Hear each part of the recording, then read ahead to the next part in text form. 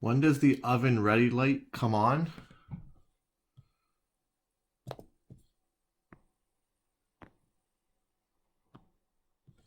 Let's find our oven ready light. When the oven has reached set temperature, so it's powered from one side of the transformer to number 3.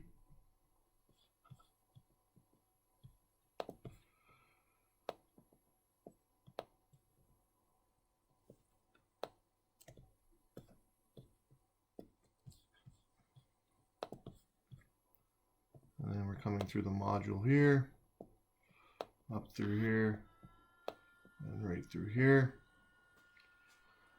So that means when the oven's reached temperature, we definitely don't have power on terminal 3 of the module, so that would be incorrect. When the pilot valve gets power, so the pilot valve will get power on terminal 1. When we have power on terminal 1, we do not have power on terminal 3, so that would be incorrect. When the module gets power, so the module gets power on terminal 2. As soon as we get power there, we still need sequence of operations. When the gas valve gets power, so when the gas valve gets power, we have power on terminal 3. We're coming through here. So when the gas valve gets power, that's when this oven ready light comes on. It's just telling you that there is flame sense. When would the buzzer get power? So let's locate our load.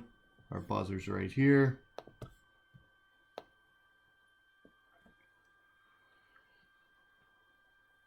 When there's power on Y23 and BL23. So BL23 we have right here.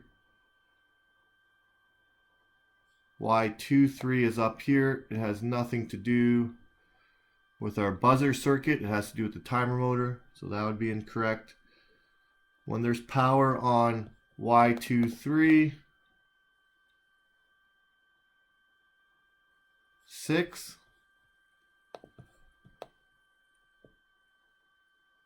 And BL23.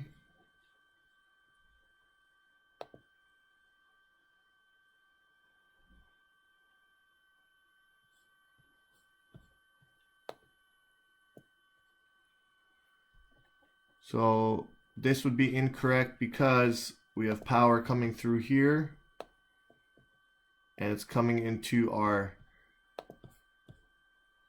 timer switch, and it has to go down to time out in order for it to get power. So that would be incorrect.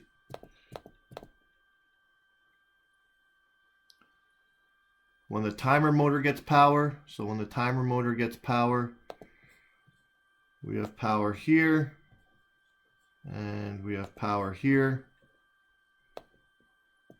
So if that's happening, that means this timer motor switch is setting power in this direction.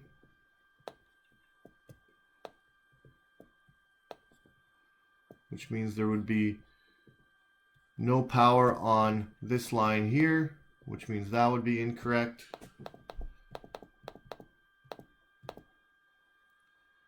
And finally, when V3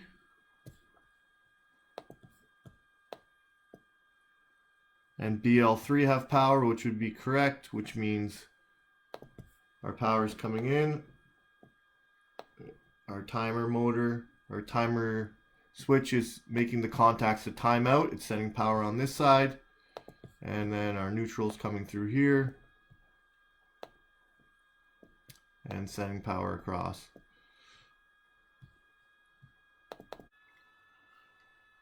What terminal is the capacitor giving power to on the motor?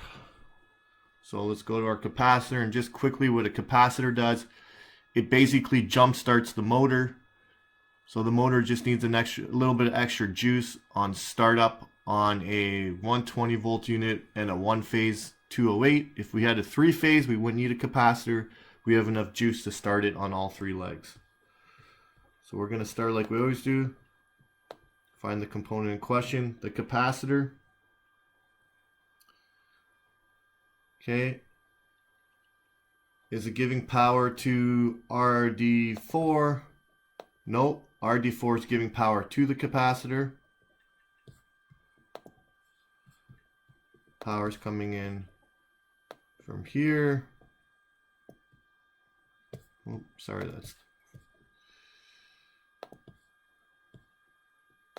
power's coming in through here to here, up through this mode switch for probably high-low switch, through here, through here, through here.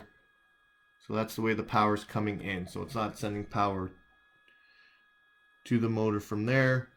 Terminal BL7. Terminal BL7 is right here. Let's trace it backwards. So that's terminal 2. It's coming through here. It's coming through here. It's coming through here.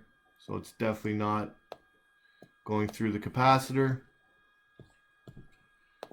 And finally, we have terminal 4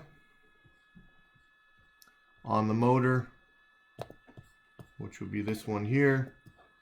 So if we follow the capacitor, so we have power in. And what's it giving power to? It's coming off red 3. It's coming down, and it's going right into terminal 4.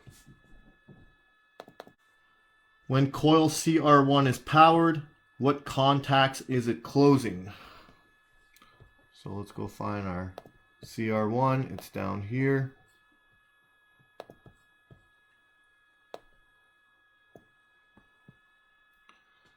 Alright, so what contacts is it closing?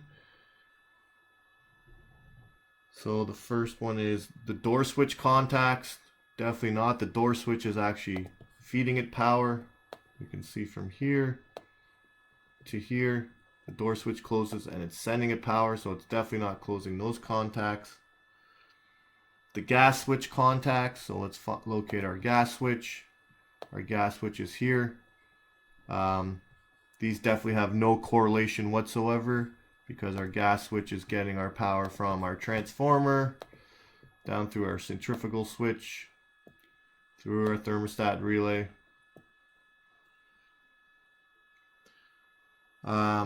Through W1 and Y15.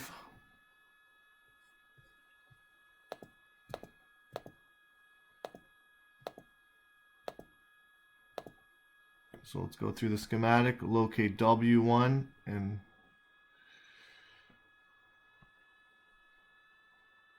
it is all the way here.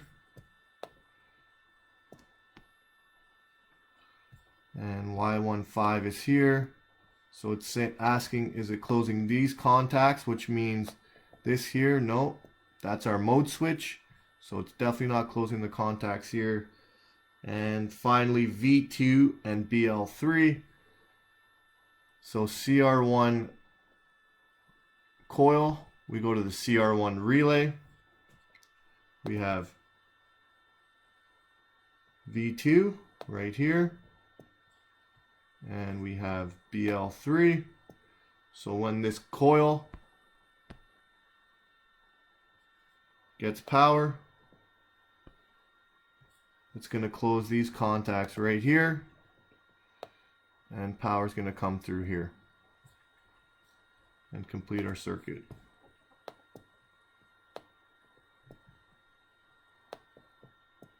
The bridge is now closed.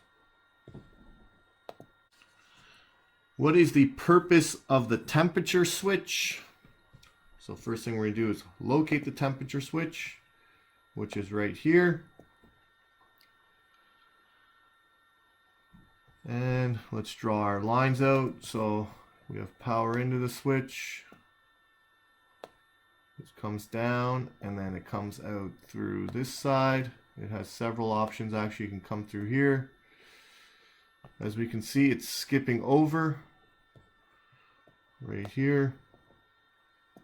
So these are not connected. And sending power into this direction.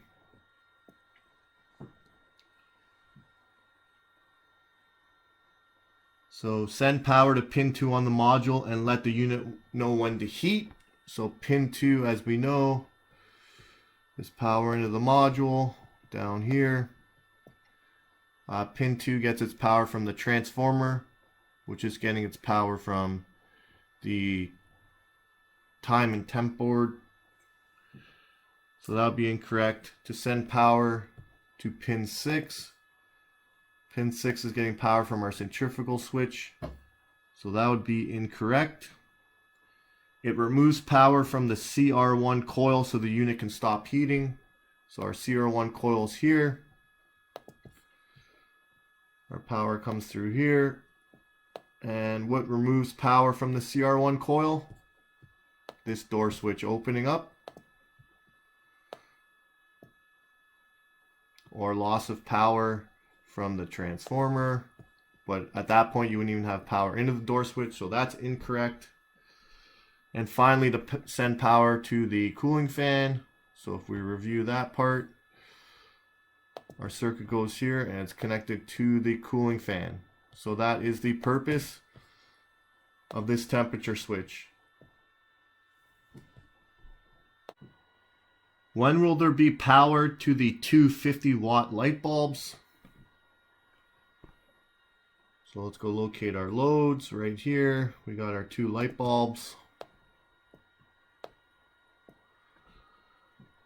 So as soon as the light switch closes, so that means we have power through L1, and then the light switch closes, it powers up this circuit. That's great. Sending power. Small problem here. We have nothing on our neutral side. So that would be incorrect.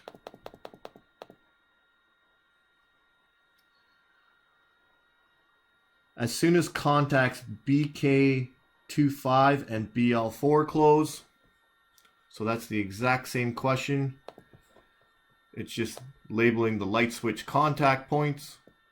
So same thing, power would come through the switch from L1. We would power up this whole circuit, but still nothing on the neutral side. So that would be incorrect.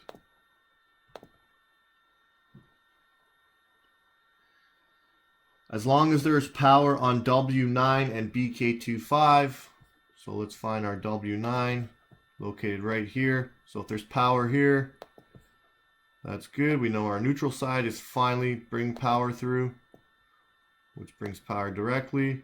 And then if we have power on BK25, which is located here, that would indicate we're coming down through here, and then we're here, but we haven't gone through this switch right here because we haven't confirmed power on BL4, so that would be incorrect.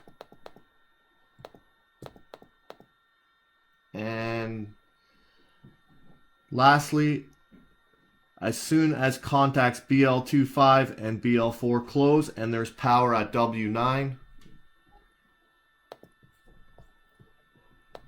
so BK25,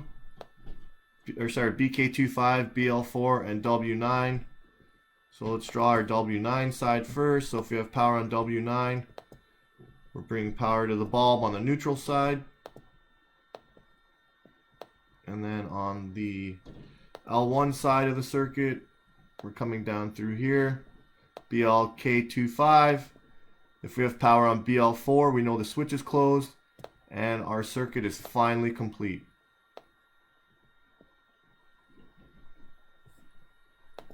When would the timer motor get power? So let's go locate that load. Timer motor. So when would the timer motor get power? As soon as there's power on BL2-3, so BL2 and 3. So that means we have power coming through this line from L1. We have power here, but from here we haven't sent power through this timer switch. Also, we haven't confirmed our neutral side. As soon as there is power on Y23 and BL23. So Y23, if we have power there, that confirms our neutral side. Great. And then if we have power at BL2/3, that means we're here, but we haven't sent power through this switch yet. So that would be another dead end.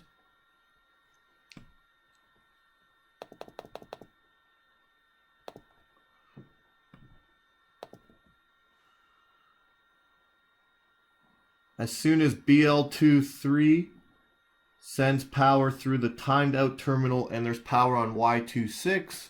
So let's start with the easy part. Y26 is right here. That's actually going to our buzzer. So that would definitely be incorrect, but let's draw out the L1 side. So we're coming through here. We're here. It's telling us if we're through the timed out, which would come here. So in this scenario, this would give us power to the buzzer.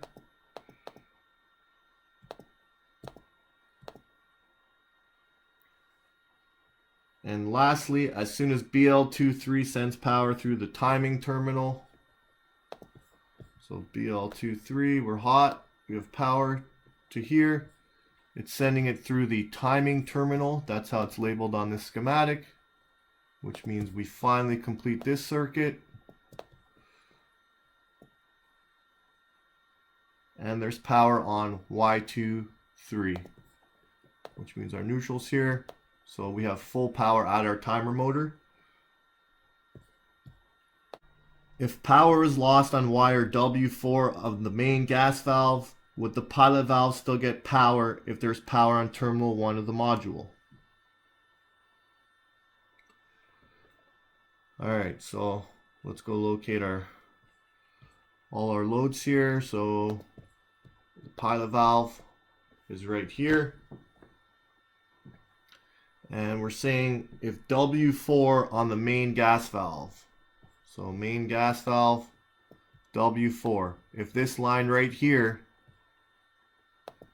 breaks open, will it affect our pilot valve?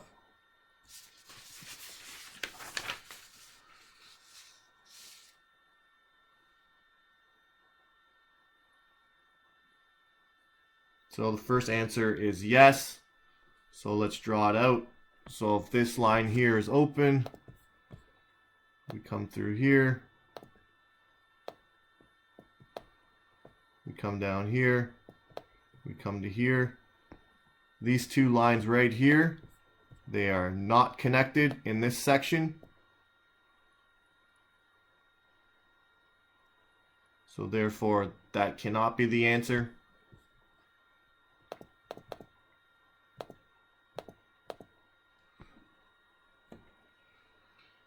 Yes, as long as terminal 3 on the module has power. So if terminal 3 on the module has power, we know as soon as number 3 gets power, that means we have flame sense. So number 1 would lose power anyways. So therefore, it can't be that answer. And as long as terminal 4, so if we come here, terminal 4 on the module, that's our flame sense. So if we have power on pin 4, it means we have power on pin 1, but we've already established that. So that has nothing to do with what we're asking. And then finally, answer B is yes, which is the correct answer. So if we come through here as we drew it earlier, so we come through this guy here, we come through here, we come through here, and then we said we have power on pin 1. We come through here. If we look at this section right here, if this line right here is open, it has zero effect on this line here. All this connection point really is a moret. This little dot. This little dot here is just a moret. So therefore this line is still good. Will the CR1 relay DPST double pole, single throw, close its contacts if the door switch contacts are open. So let's go locate our load. So in this case, it's the contacts here. We're looking at this one, but what closes these contacts? We have to now use the full schematic. The CR1 closes it way down here. So in order for power to get through this section here,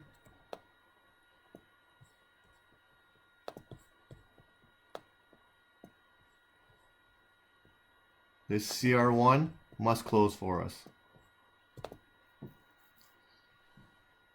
So answer A, yes, they have no relation. B, yes, only if the centrifugal switches contacts are closed. So let's go look at the centrifugal switch. So if the centrifugal switch, we have power here. If these close, we send power to pin 2. This has zero relation with that CR1 coil. D, none of the above. And answer C, no. So it's saying if this door switch is open, will these contacts close? Okay, the only way for those contacts to close is for this CR1 to get power. Okay, so let's go through that circuit. So our neutral side, we're coming through. We know it's just a piece of wire, straight shot. We're good here. And through our hot side, we come off the transformer. We come down here. We come to our door switch. Okay. Now, if our door switch is open, power cannot come through. This bridge is up, meaning power is stopped right at this terminal here, which means CR1 will never get power. If the CR1 coil never gets power, that means our contacts will never close. What side of the schematic is the capacitor wired to? So let's go find our capacitor. Right here. So the L1 side, so the L1 side comes through here to get into the motor circuit. It powers up the motor through this side and this side, depending if you're on high-low switch. So definitely that is not connected to the capacitor. L1 and neutral side, well, if L1 does not connect, we know it's not L1 and neutral. You can rule that out. Incoming power to the capacitor is coming from the motor. So if we draw this out, so the motor's right here, bang, bang. It is sending power, but it's actually the capacitor that's sending power to the motor. The motor can't send power to the capacitor. It's upstream of it. It's just not how power flows.